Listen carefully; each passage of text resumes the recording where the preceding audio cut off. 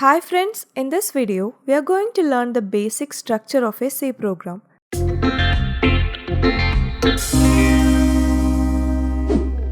For every C program, we have two major sections. First one is the header section and the second one is the main section.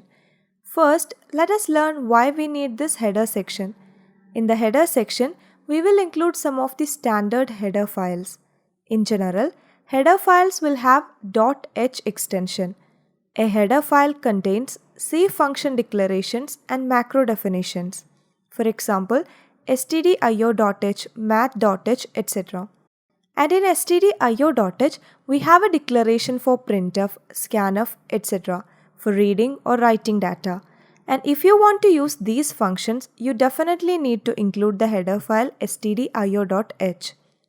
And in math.h, we will have all the mathematical functions declarations, like finding the power or square root of a number. Again, if you want to use these functions, you shall include math.h header file.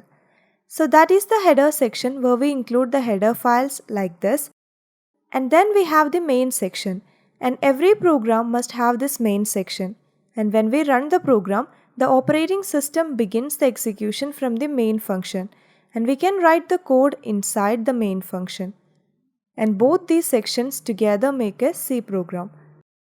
Hi guys! Now you can get a lot of features in the official Log2Base2 website. Easy registration and login process.